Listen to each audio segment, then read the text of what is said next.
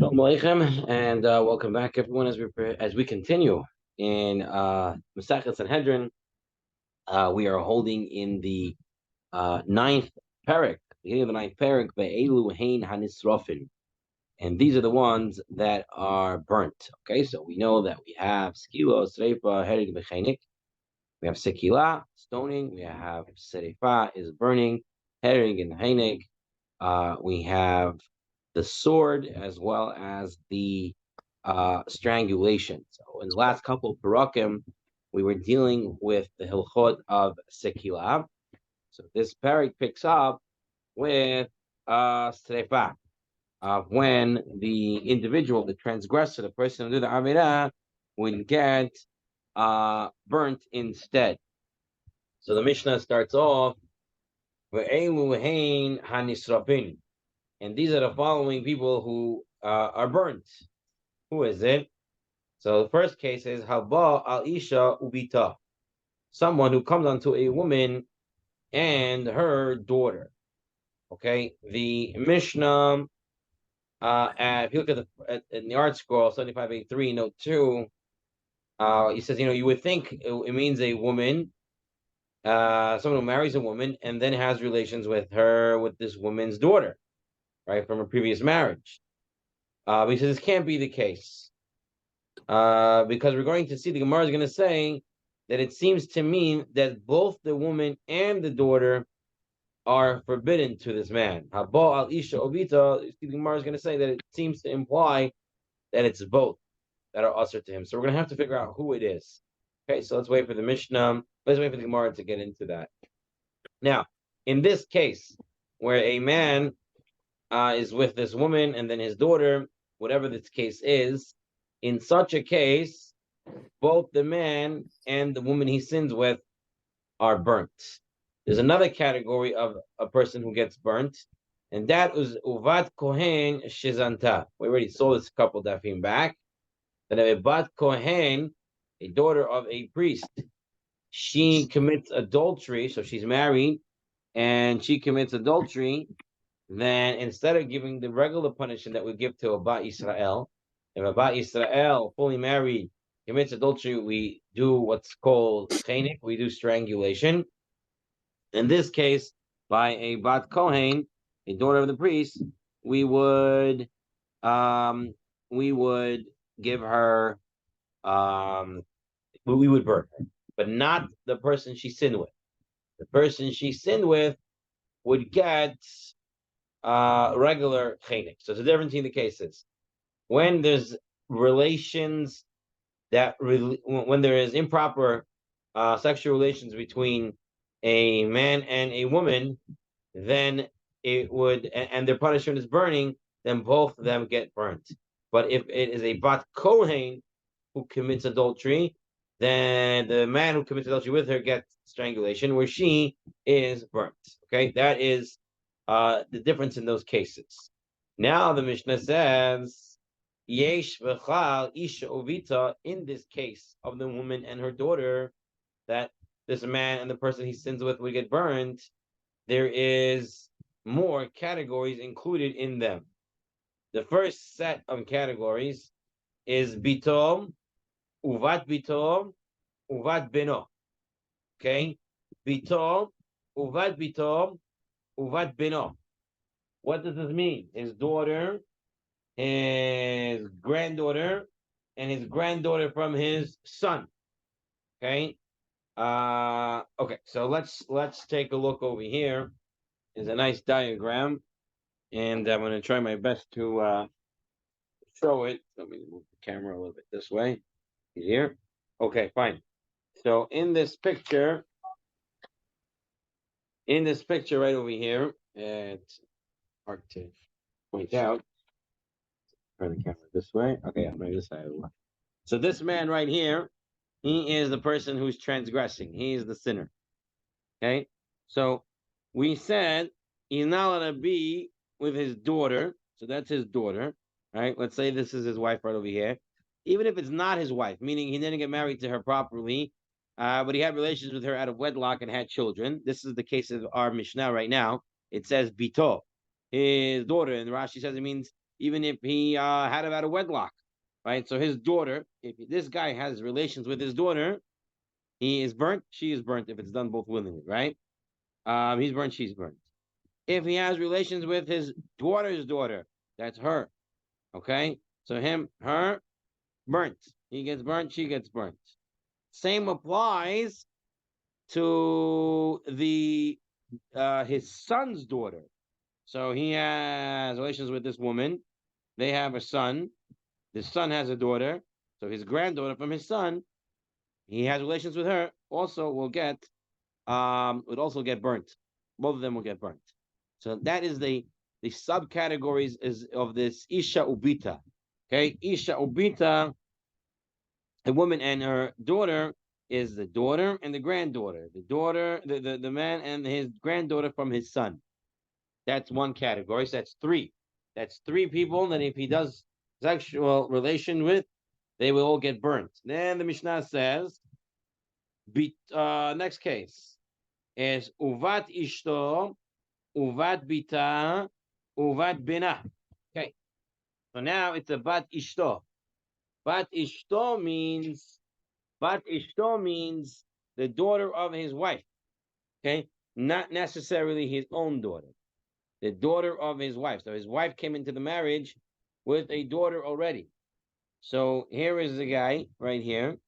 This is his wife. His wife has children from another man. Okay, so if he has relations with his wife's daughter, burnt. He has relations with his wife's daughter's daughter, they both get serifah. If he has relations with his wife's son's daughter, also both of them get serifah. So in this case of the wife's daughter from a previous marriage or coming into the wedding or coming into the marriage with previous kids, he can get 3 times serifah with his wife's daughter, his wife's granddaughter from his son, from her son. Okay, so that's another 3. So you have 3 and you have 3. That's 6. What does the Mishnah say next? The Mishnah then says, Hamoto, the Em Hamoto, the Em Hamiv. Another 3 cases. The case of his mother-in-law. Okay, so here is this guy. All right. If he is with his mother-in-law, burnt. If he's with his grandmother-in-law, burnt. If it's his grandmother-in-law from his father-in-law, also serifah. That is Isha Ubita. Isha Ubita is 3 generations. Okay, 1, 2. There's the 1, 1, 2. So it's a 3-generation gap here, this way and that way.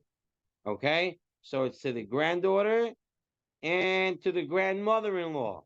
Any of these relations, he would get serifah. The other 2 relations that are here on the picture are the 2 red ones. These are the ones that he would get sekilah for.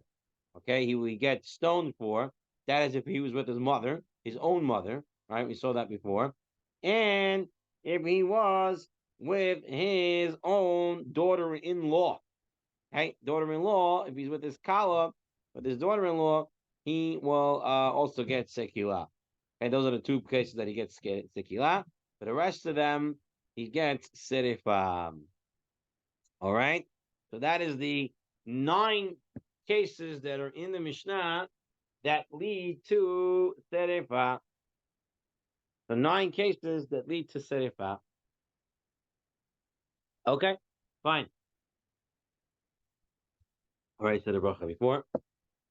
All right, now. Now the Gemara is going to start by analyzing the Mishnah. And the Gemara says, Haba al Isha shenasa bita lo ketani. Now, if you tell me, what when the Mishnah starts off and it says the case, Haba al Isha uvita, what does that mean? A man comes on to a woman and her daughter. I would think Pashit, it means a man has a wife, and he comes upon his daughter's wife, his daughter of his wife, so he gets serifah. But if that was the case, it should say Haba al Isham. No, what? Okay, take it back. I'm sorry. One step back. There is a pasuk, a little slightly different. There is a pasuk. Take a look at note 8. There's 3 pasukim that are mentioned. Number 3. This is the pasuk in the Torah that tells us about serifa for an improper relationship. And it says, "V'ish, a man, asher yikach es isha, that takes a woman, the et ima, and her mother, zimahi." It is a very sinful and lewd thing to do. V'ish yisirfu oto, you burn them, oto him, ve'et hen and them, v'lo tiyeh zima v'tochechem, and you shouldn't have this simple console in your midst. So over here it says, "Yikach et isha ve'et ima." The case of the Torah is where a man takes a woman and her mother. So now start the Gemara again. It should say, "Haba al isha," he comes unto a woman, shenasa bita, then he's married to her daughter, but lo ketani. It doesn't teach that. Meaning, the Mishnah started off saying there's two general cases you get burning: coming onto a woman and her daughter, and coming onto a bat kohen who has who commits adultery. So you're telling me there's a, and then it says yesh bechlal. In this case, ubisha obita, there are 9 other cases that fall under this, nine subcategories. So the primary case that the Mishnah first starts off with should be the one that the Torah gives as example, which is take a woman and you then with her mother, but it doesn't say that. Ela haba al isha ubita. Rather, it says it come unto a woman and her daughter. Okay, and it uses the lashon haba as it comes on to as if it's a sin. So miklal ditarvayu liisura. It's coming to probably include that both these women that are mentioned in the beginning of the Mishnah, the isha ubita, that both of them are also to this man. Usually the word isha means a wife, but here it cannot mean a wife. Okay, because it should say it is the woman that the woman he's sitting with, he's married to her daughter, but it doesn't say that. It says isha ubita, so it must be that both of them are also to him. Who are these both also? Mine ninhu, and who are both these that are also to him? Who is this isha ubita that's also to him?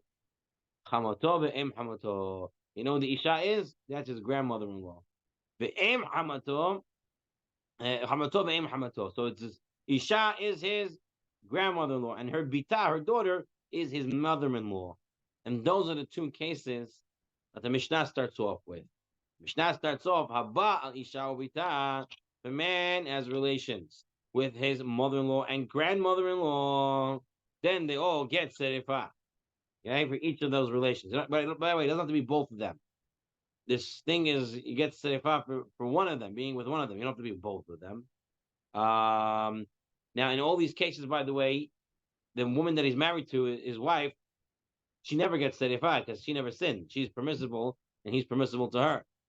It's only if he sins with the other people around, the fact that he's married to her can lead to them getting sin, but the wife herself, not going to get punished. She didn't do anything wrong.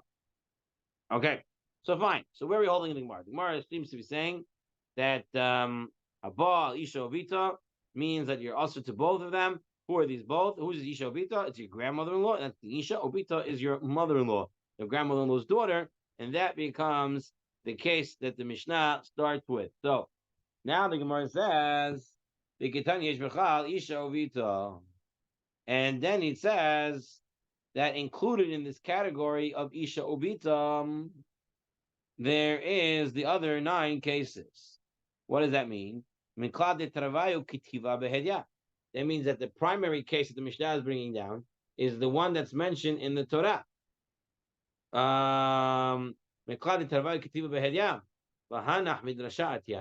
But we never find in the Torah itself that it talks about a grandmother-in-law. That's based on drashot.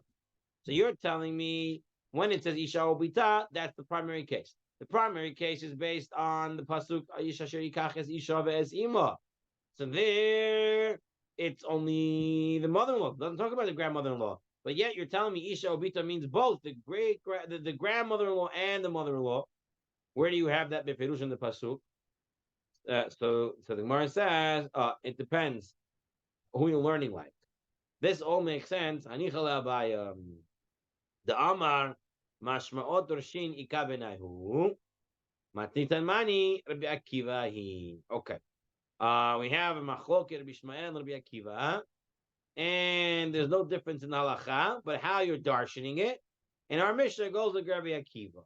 What exactly are we talking about?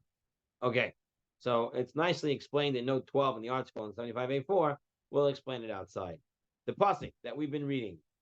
Pasuk that we've been reading, and we'll go back to the pasuk in note 8 in the third part of it. The third pasuk is brought down. Again, the ish asher yikach et isha, man who takes a woman, the et ima and her mother. So he's married to the woman. Then he goes to his wife's mother, and he's with her. Zimahi, be'esh yisrafu oto. You burn him, ve'et hen, and you burn them. So who is this et hen that them that we're burning? Right? I just told you, you're not going to burn the wife. The wife didn't do anything wrong. She was permissible to this man. So who is this et hen that's in this pasuk? It says oto, you burn him, the et hen and them, the female them, the plural for female. So which ones? So Macholket Rabbi Ishmael and Rabbi Akiva. Rabbi Ishmael says the word et hen is really a Greek word. And in Greek, the word hen means one. So when it says et hen, it doesn't mean the plural female form meaning two. Rather, it means et hen, one of them, the one that he sins with. So the mother-in-law. Rabbi Akiva said, but he holds, Rabbi Ishmael holds, based on the Rashot, that the grandmother-in-law also you're not allowed to be with, and if he's with her, they both get burned as well. But Rabbi Akiva says, no, et hen means two of them. You know who two? The grandmother-in-law and the mother-in-law. Therefore, according to Rabbi Akiva, the pasuk that says et hen means the grandmother-in-law and the mother-in-law. So therefore, you will have a beferush pasuk. So our Mishnah that we want to say Habal Isha Vitan, the primary case is the grandmother-in-law and the mother-in-law. Who is that going according to? It's going according to Rabbi Akiva. In the way Abaye learns the machloket of Rabbi Ishmael Rabbi Akiva. But that's very nice and very good. But El Rava. But Rava doesn't learn the machloket that way. The word et hen, he doesn't learn it that way. The machloket between Rabbi Ishmael and Rabbi Akiva. Rather, he says there's a machloket about how you view this sin. Meaning,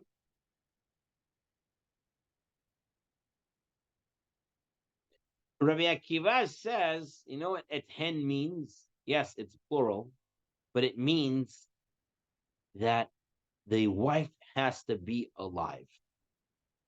Meaning that if you want to burn the mother-in-law for sinning with the son-in-law, it can only be if the wife is alive. That's what it means et hen. That means they both have to be alive, the mother-in-law and her daughter, who's his wife. But if the wife is not alive, then you don't burn him. You don't burn her. Right? That's what it means et hen.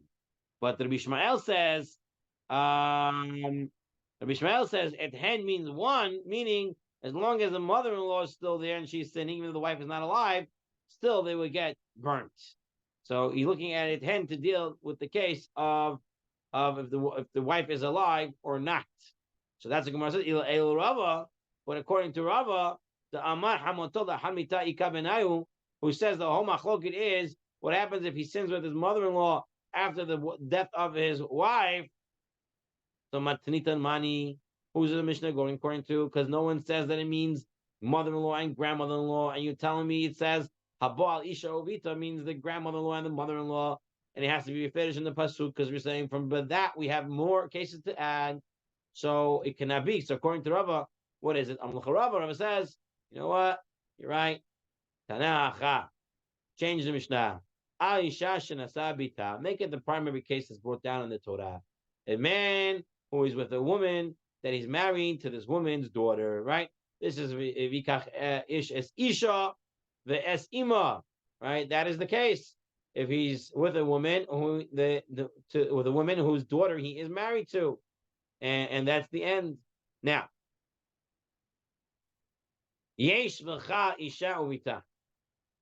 So he said, In the Isha Ubita of the first case of the Mishnah, there are other cases. We had 9 total.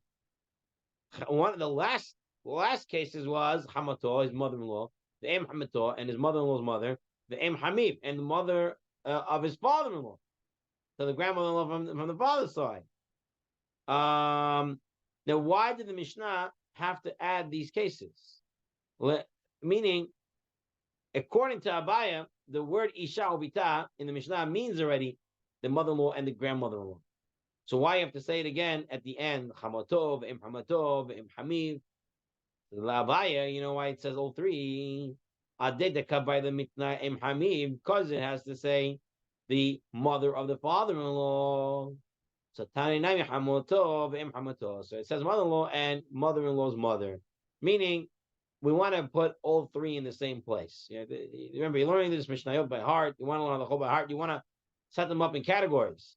So therefore, it mentions it again. Even though it mentioned it first in the Mishnah, it mentions it again. Rava, according to Rava, who says Isha Ubita means just the mother-in-law, since he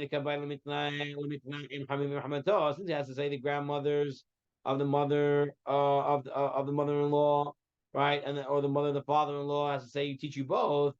So therefore, it says mother-in-law again. It groups them up all together.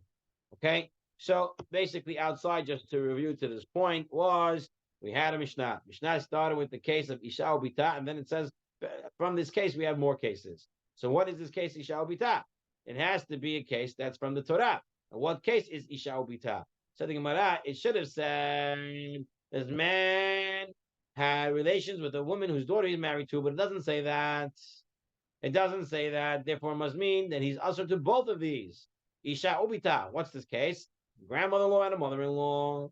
But where in the Torah do you have grandmother-in-law, mother-in-law? We have it according to Rabbi Akiva, in the way Abaye explains Mahush Shema Rabbi Akiva, that he says et hen means the grandmother-in-law and the mother-in-law. Okay, but Rava doesn't learn Machlokas Rabbi Shmuel and Rabbi Akiva that way. Rava learns that it means et hen they have to both be alive. And Rabbi Shmuel says no, et hen one of them has to be alive. So how do you learn it there? You know what? According to Rava, you would switch the Mishnah and say if a man was with the woman whose daughter he was married to, even doesn't say it that way, that's what it'll have to mean according to Rava. If that's the case, that the first case of the Mishnah, according to Abaye, means a mother-in-law and a grandmother-in-law. According to Rava, it means a mother-in-law. How come at the end of the Mishnah it has to say mother-in-law or grandmother-in-law again? Why does it say it again? It's for both of them, since you want to group them together in the same group in order for us to remember the halacha more easily. Okay. So that was the Gemara outside about this. But before we move on, I want to read a Me'iri. There's an important Me'iri on the halachot over here of about the mother-in-law, about the wife dying or not. Okay, let's say the woman is dead or not. Let's take a look at this Me'iri. Okay. So the Me'iri says as follows. Chiyuv terefa bevo ala isurim lo mahmat ishto. If the isser is because of his wife, meaning it's not his daughter, but it's his wife's daughter. Bat ishto, his wife's daughter. Or bat bita, or his wife's daughter's daughter. Or bat bina, or his wife's son's daughter. Hamoto, his mother-in-law. The em hamato, his mother-in-law's mother. The em hamim, and his father-in-law's mother. Hurak b'haye ishto. The halacha is, he only gets tzrefa if he sins with them in the lifetime of his wife. Avala ahar mitata, but once she dies, enu hayev alehem serefa. They're not hayev serefa. Ela karet. They only get karet. Meaning that if the Isser comes because of his wife, her mother-in-law, her mother and her mother's mother, or her father's mother, or her daughter, or her daughter's daughter, or her son's daughter, the Isser's through the wife, not necessarily related to him. Okay? So then, if the wife dies, then he doesn't get serifa for these cases. It's karet, but he doesn't get serifa. On the other hand, achal isurim lo mahmato, but if the isur comes because of him, meaning it's bito, it's his daughter, right? Either through his wife or through out of wedlock, but it's actually his daughter, his physical, biological daughter, right? bito or bat bito, or his daughter's daughter, or his son's daughter, or bat beno, then hayabhu. Even if the mother of his children die, right? Hayabhu senefa after harmita ishto or nasoto. After the death of his wife or the death of the one he forced on, the mother of the children dies, still is going to be hayab. So the Meiri makes a hiluk, halek according the isur is based on his wife or it's based on himself. If the isur is based on himself, and even if his wife dies, the isur is still there because it's his daughter, right? But if the isser is through his wife, it's his wife's daughter, his wife's mother, then if the wife dies, it's still asur, but it's not hayav sarifa. Okay, that's an important diuk in the halacha over here. Okay, fine. Let's move on a little bit.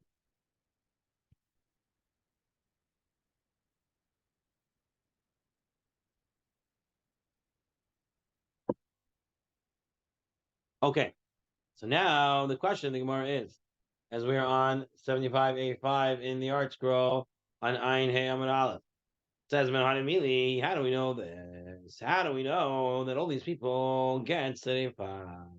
The Tanur Banan is taught in the right Ish Asher Yikach et Isha ve'etima. It says if a man takes a wife and then he has relations with her mother, Ainli Isha ve'ima. I only know if a man has a wife and then he does relations with his mother, with her mother. Bat Isha uvad bita uvad beno minayin. What about the daughter of his wife, or the daughter's daughter, or the daughter's son's daughter? How do we know any of these cases that you also get serifam? Oh, zima nemar kan zima venemar la'alan zima malana bito vad bito vat beno afkan bito vad beno. Okay, so we have to understand what this Gemara is saying. So in order to do this, take a look at the in the we can go back to note 8. We want to go back to note 8 on page 7583. We have to take a look at two psukim. I have to take a look at pasuk the number 2 and number 3. So number 3, let's take a look at that first because we've seen it already. Zimahi. Man takes a woman and then he's having relations with her mother. Zimahi. So it says the word zima. Okay, you have the word zima in that pasuk, and it says you give them serifa. Go up one pasuk. Pasuk number 2. Ervat isha ubita altogether. Don't uncover the nakedness of a woman and her daughter. Et bat bina, or the daughter's, or bat bina, or the daughter of her son. Et bat pita, or the daughter of her daughter. Loti kachlik lot ervata. Sha'ara. Okay, they are close relatives. Sha'ara hena. Zima he. It's considered a sinful counsel.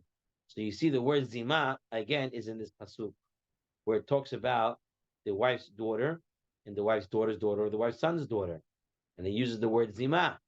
So our Gemara wanted to say, based on the Braita, since it says zima in pasuk number 3, where it talks about giving them burning for being with the mother-in-law, so also to this case where it says zima, we also going to say that burning applies to here. Okay, and here's the azhara. This is the azhara. This is the warning. Don't do it. Don't uncover the nakedness. And the next pasuk is the pasuk number 3 is the pasuk of the punishment.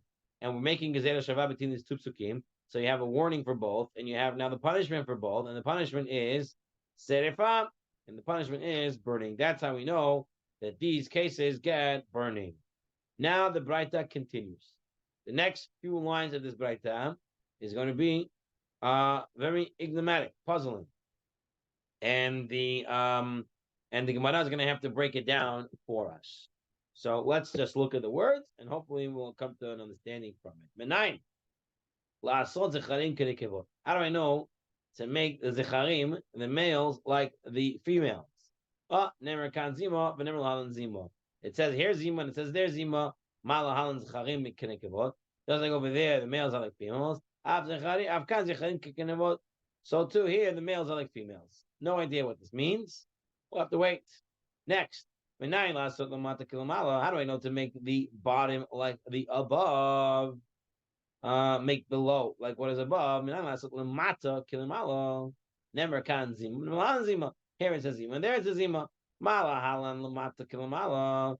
Just like over here, but the bottom is like the top. Avkan lamata kilamala. So to over there, the bottom is like the top. Umakan lamala kilamata. And just as here, above is like what's below. Avlan lamala kilamata. So to there, what is above is what like below. No idea what we're talking about. Mata lamala, mala mata, zcharim kekevas, nekevas kekevas so here comes the Gemara. And the Gemara is going to explain this Braita a little more in depth.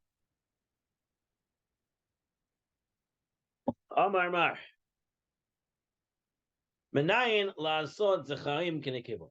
Said in the Braita, how do you know to make the males like the females? What are we talking about? My zecharim kenekevot. Which males like which females?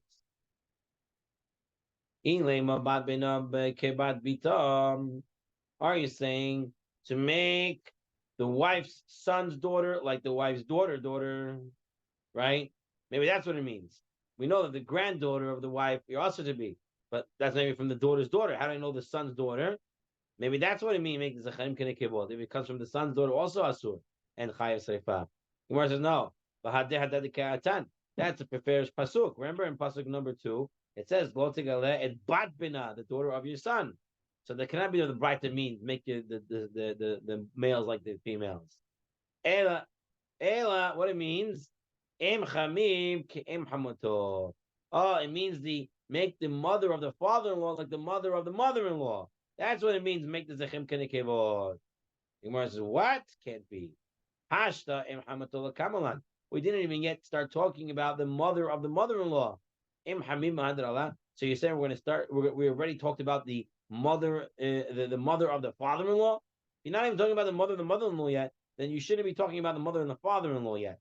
So it cannot be. That's what zecharim kenekevot means. Rather, Amar Abaye hachi ka'amar, as we are Ein He Amud Bet. Amar Abaye hachi ka'amar menayin la'asot she'er haba mimenu k'she'er haba mimena. Nemar kan zima, nemar la'anan zima. Oh, question is, how do I know to make the same din if the man is with his own daughter? Okay, I know by the bat bina, the number 2, pasuk number 2, going back to 75:3. Pasuk number 2 is talking about isha ubita, his wife and her daughter, meaning a daughter that not necessarily is his daughter. And there it says zima, and we compare zima to the other zima of the mother-in-law, and both of them get burning. But now, when zecharim kenekevot means, I don't know if it's his own daughter, not his wife's daughter. It's his own daughter, his own genetic daughter, genetically related daughter, biological daughter, that he would also get burning. You know how? Because there's another pasuk, and that's pasuk number 1 in that line, in note number 8. Ervat bat bincha ovat bitecha lo tigale. Your daughter, your granddaughter from your son, or your granddaughter from your daughter, lo tigale ervatan ki ervatacha hena. They're your nakedness. This is talking about your own. Okay, so that's how you know to compare it. So what Amar Bai, how do I know to make relatives that come from yourself like the relatives that come from your wife? It says zima here, zima there, so you compare them. The Gemara says, "Well, in pasuk number 1, it never uses the word zima there. So how could you say that? Amar Rav Ami, it's a double gzer shava. Atya hena henya, atya zima zima. Take a look at pasuk number 1, 75:3. Pasuk number 1. It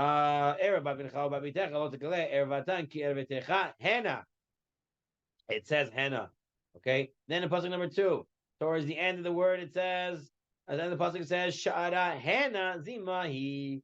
Oh, henna. So you're going to compare the cases of your wife's children, right, to the cases of your own children, as it says henna. And then in number 2, you have the word zima. And in number 3, which talks about the mother-in-law, it says the word zima. So in zima, in number 3, it means to burn. It says it, but burn them. So number 2, where it says zima, it also means to burn them. But it also, number 2, it says the word henna. And henna is related to the pasuk number 1 that says henna. And that's the pasuk about your own. So it's also burned. And that's how you know all the 9 cases that they get burned based on the gzer shava, henna, zima. Okay, that is that to understand Zechim Kenekevot, that is Zima. Okay, one more part of the Braita, and we'll stop after this because it's really a bigger sugya, but we're not going to have the time. So next week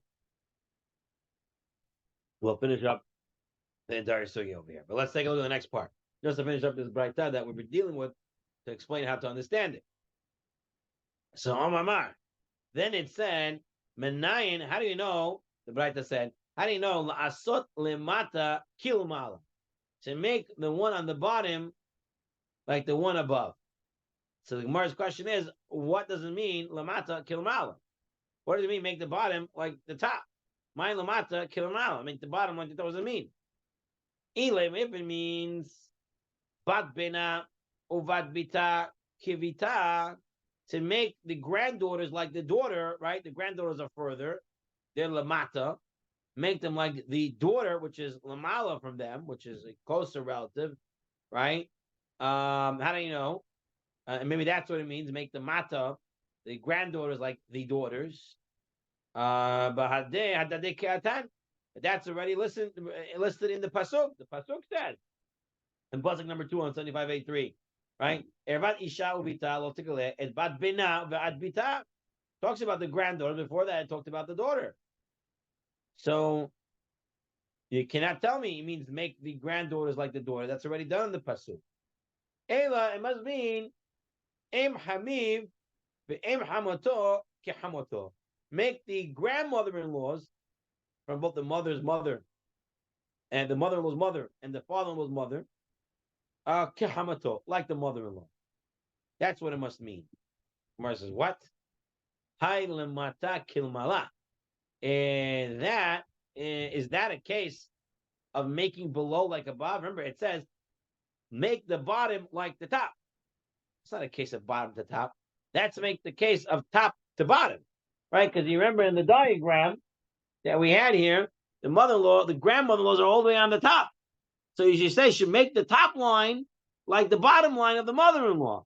And what we're saying is, make the bottom like the top. So, Lamala kilmata have. Where it says, yeah. Let me say it. Say it. How do I know to make the top like the bottom? Where it says he can't say that, because what did the Braita say? The Braita said, if that's so, then how do you understand the Braita? The Braita says, Nemar kan zima, but Nemar lahalan zima. And it says over there, zima. Omay hasha in hilo ketiva. But there is no pasuk about grandmother-in-laws that talk about zima. Omay hasha enen la ketiva, zima didihu ketiva.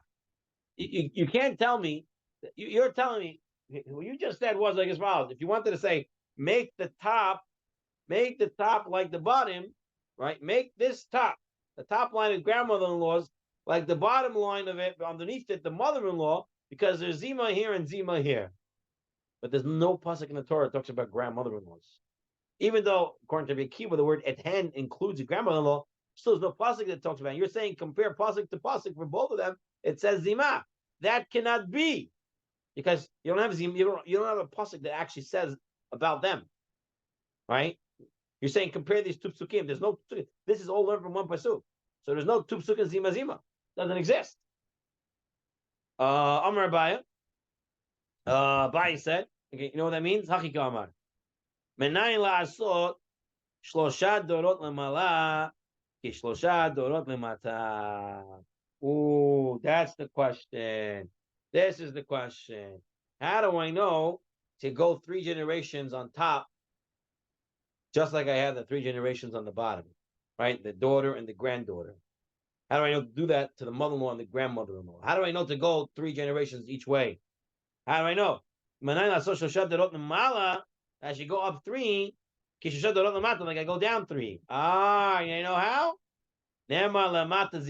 Down here we have a pasuk about the girls, the granddaughters, and it uses the word zima. Okay? And by the mother-in-law, it says the word zima. So just like ma lemata, going downwards. You have Zima, Shosha Dorot, and it goes 3. We know that because it says in the Pasuk, right? It says about the daughter, and then the daughter, and the granddaughter from the son. So, so too. Now, Zima tells me, go upwards 3 generations too. So it's the mother-in-law, and then the grandmother-in-law, and the grandmother of the father-in-law, the mother of the father-in-law. So it goes up that way. And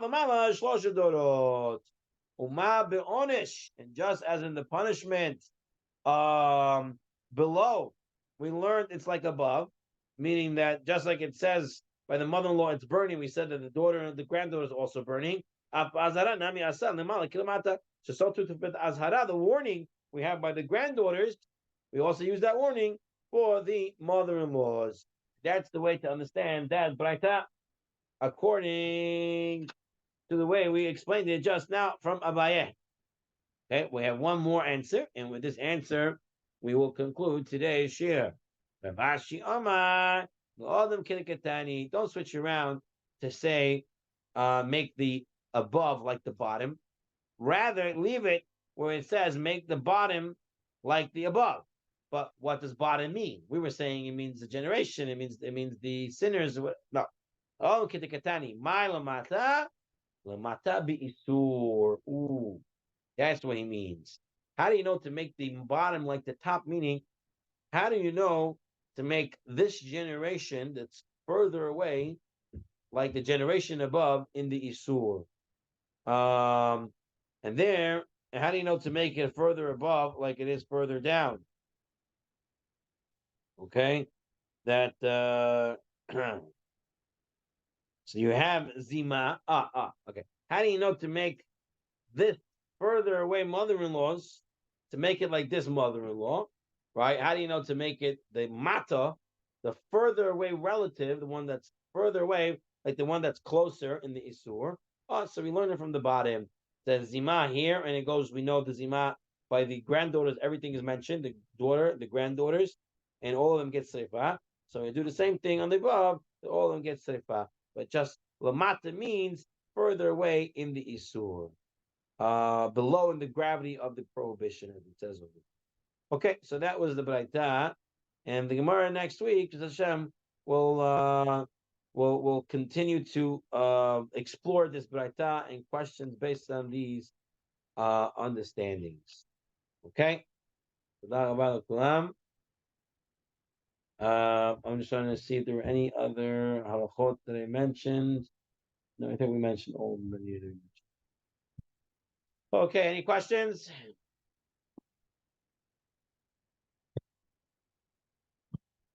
Okay, Shavua Tov לכולם.